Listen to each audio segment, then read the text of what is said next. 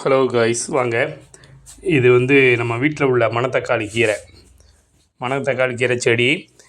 இந்த செடியில் கருப்பாக ஒரு பழம் மிளகு போன்று சைஸில் இருக்கனால மிளகு தக்காளி என்று சொல்கிறாங்க. இந்த மணத்தக்காளி கீரையோட விதையை நம்ம என்ன செய்ய போகிறோம், எடுத்து ஸ்டோர் பண்ண போகிறோம். அதான் பார்க்க போகிறோம் இந்த வீடியோவில். இந்த கீரை வயிற்று புண்ணு, வாய்ப்புண்ணுக்கு சிறந்ததாக இருக்குது. இதை பச்சையாக மென்று சாப்பிடலாம்.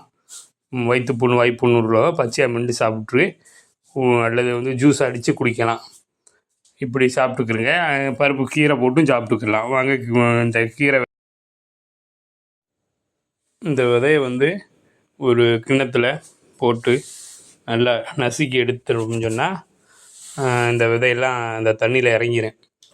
தண்ணியில் இறங்கினது பின்னாடி நம்ம என்ன செஞ்சுக்கிடுவோம், இந்த விதையை வடிகட்டி எடுக்கணும். வடிகட்டி எடுத்தோம்னு சொன்னால் இந்த விதை தனியாக வந்துடும்.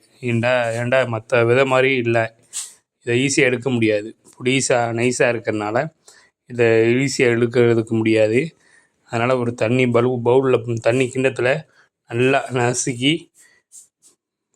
நசுக்கினோம்னு சொன்னால் விதை ஃபுல்லாக அந்த தண்ணியில் இறங்கிடும். நசுக்கின பிறகு அந்த தண்ணி விதை இறங்கினது பின்னாடி இதை என்ன செய்யணும், வடிகட்டணும். வடிகட்டி எடுத்தால் நம்மளுக்கு ஈஸியாக. இப்போ பாருங்கள், நல்லா விதையை ஃபுல்லாக தண்ணியில் எடுத்துட்டோம். இப்படி அதோட பழத்தோட தொலியை இப்படி எடுத்துட்டு பாருங்கள் எப்படி இருக்குண்டு. தண்ணியில் மிதக்குதா, நைஸாக பொடிசாக இருக்கு. வடிகட்டி எடுத்துக்கிறோம். பாருங்கள், வடிகட்ட போகிறேன். இப்போ வடிகட்டி எடுத்துக்கிடுவேன், காமிக்கிறேன். வடிகட்டுறதை காட்டுறேன் பாருங்கள். வடிகட்டுறேன்.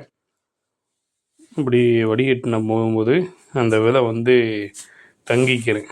ஈஸியாக எடுக்க முடியாதுல்ல, அதனால தான் இந்த மாதிரி ஈஸியாக எடுக்கிறதுக்கு தண்ணியில் கரைச்சி அந்த இதெல்லாம் எடுத்துட்டோமாக்கு அது ஸ்டோர் ஆகிடும். ஸ்டோர் ஆனதுக்கு முன்னாடி வடிகட்டி நம்ம ஒரு தட்டில் கொட்டி காய வச்சிட்டோம்னு சொன்னால் அடுத்து இந்த செடி விதை ரெடி ஆகிடும். அடுத்து நம்ம தேவைப்படும் போது விதைச்சிக்கலாம். இப்போ வெயிலில் காய வைக்கணும். இப்போ லைட்டான வெயிலில் கொஞ்சம் நேரம் அது அந்த விதை உணர்கிற மாதிரி காய வச்சு எடுத்துக்கிறோம். இந்த காயை வச்சுட்டுங்க பாருங்கள். ஓகே ஃப்ரெண்ட்ஸ், நம்ம சேனலை சப்ஸ்கிரைப் பண்ணுங்கள். பிடிச்சிருந்தால் லைக் பண்ணுங்கள், ஷேர் பண்ணுங்கள். அடுத்த